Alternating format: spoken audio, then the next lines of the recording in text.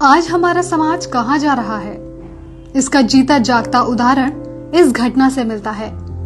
आज बच्चे तरक्की करके 4 पैसे कमाने लग जाते हैं तो अपने माँ बाप को भूल जाते हैं।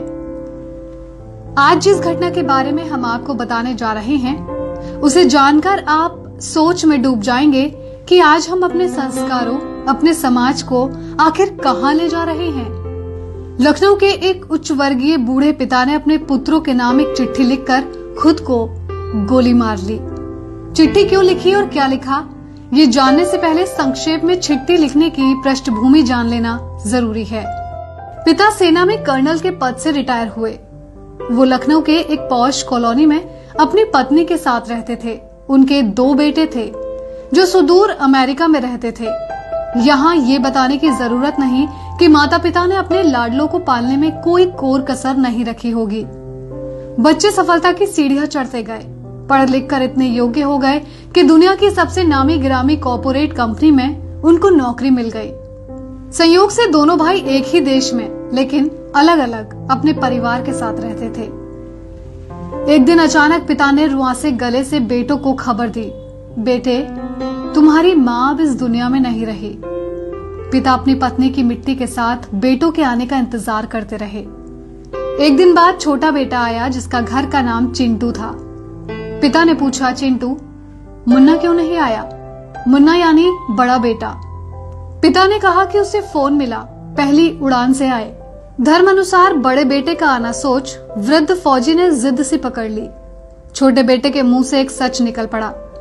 उसने पिता से कहा कि मुन्ना भैया ने कहा है कि माँ की मौत में तुम चले जाओ, पिताजी मरेंगे तो मैं चला जाऊंगा।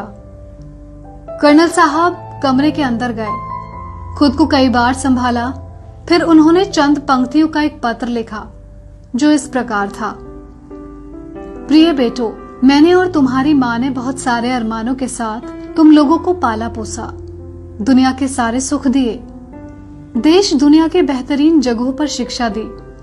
जब तुम्हारी माँ अंतिम सांस ले रही थी तो मैं उसके पास था। वो मरते समय तुम दोनों का चेहरा एक बार देखना चाहती थी। तुम दोनों को बाहों में भर कर चूमना चाहती थी। तुम लोग उसके लिए वही मासूम मुन्ना और चिंटू थे। उसकी मौत के बाद उसकी लाश के पास तुम लोगों का इंतजार करने के लिए मैं था।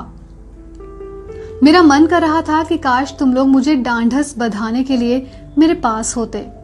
मेरी मौत के बाद मेरी लाश के पास तुम लोगों का इंतजार करने के लिए कोई नहीं होगा। सबसे बड़ी बात यह है कि मैं नहीं चाहता कि मेरी लाश निपटाने के लिए तुम्हारे बड़े भाई को आना पड़े। इसलिए सबसे अच्छा ये है कि अपनी माँ के साथ मुझे भी निपटा कर ही जाओ। मुझे जीने का कोई हक नहीं, क्योंकि जिस समाज ने मुझे जीवन भर धन के साथ सम्मान भी दिया, मैंने समाज को असभ्य नागरिक दिए।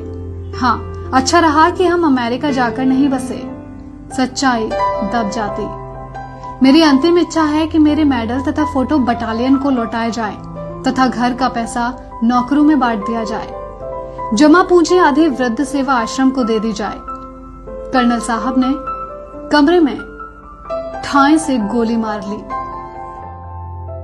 इस घटना की खबर हमने नेशनल क्राइम इन्वेस्टिगेशन ब्यूरो के आधिकारिक फेसबुक पेज से ली है। ये खबर सुनकर यकीनन आप सोचने पर मजबूर हो जाएंगे कि हम अपने समाज को आखिर कहां लेकर जा रहे हैं। Latest news